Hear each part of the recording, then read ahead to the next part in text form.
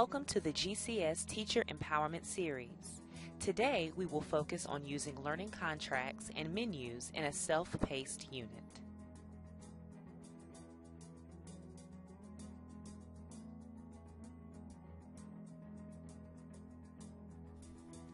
This video will highlight the use of learning menus and contracts that are catered to students' learning needs. Each contract is guided by standards and allows for a more flexible learning environment due to students' various learning paces. What are learning contracts? A learning contract is a working agreement between student and teacher concerning how that student will meet specific learning objectives.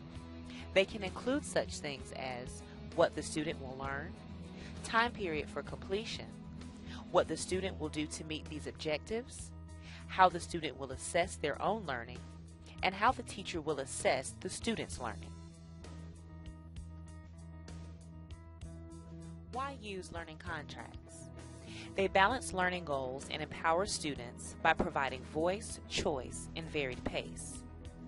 Learning contracts are designed based on student learning profiles and can be tiered for student mastery and readiness. This type of contract also fosters student ownership and responsibility for meeting their learning targets. Thus, student engagement with this type of assignment is extremely high.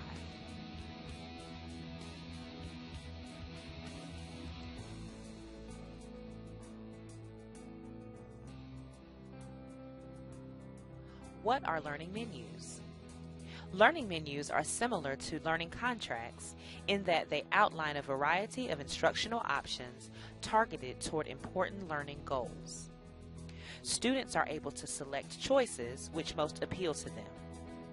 The teacher directs the menu process, but the student is given control over his or her choice of options, order of completion, etc.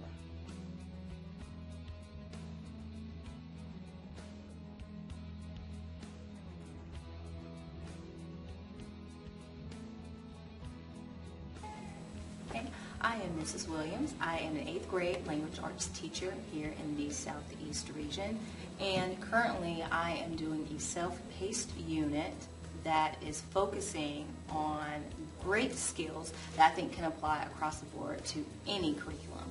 Currently we are focusing on informational text and helping students process informational text, analyze an informational text, and evaluate an informational text.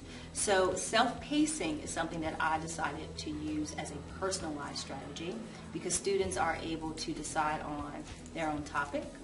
They are able to go at their own pace, and with all of the different learning categories I provided them with, they're able to decide on how long they want to spend on each of those categories, as well as which skills they will need to show mastery of those different concepts.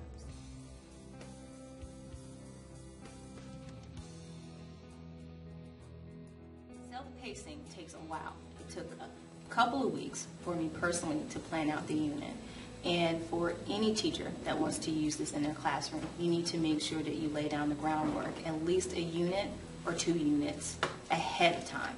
So that way students can have the background information that you will have in your unit, as well as helping students know your own classroom management style so they can manage themselves.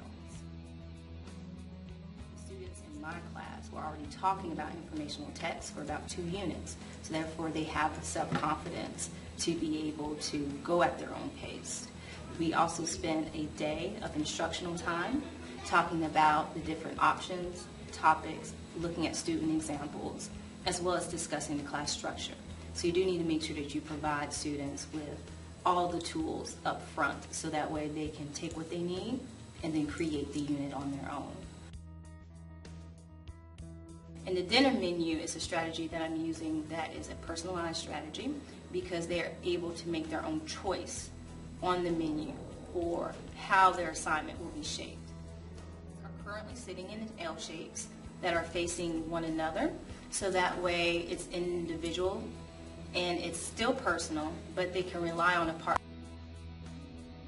Students are sitting according to their reading level.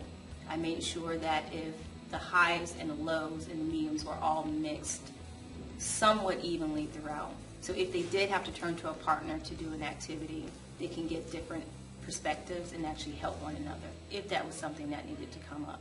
What I've seen is that my AL students have just, or my advanced learner students, have been able to take to the material very quickly, so that they really do enjoy this process, and they like having the power to decide on how long they're going to spend on each of the assignments and how much they're going to work on that assignment for that day.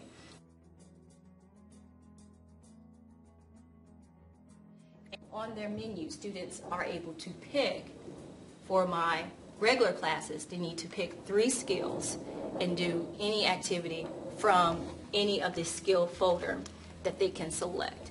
In my advanced classes, they must select 2 skills but do at least 3 of the activities within the folder to help them show mastery of the concept.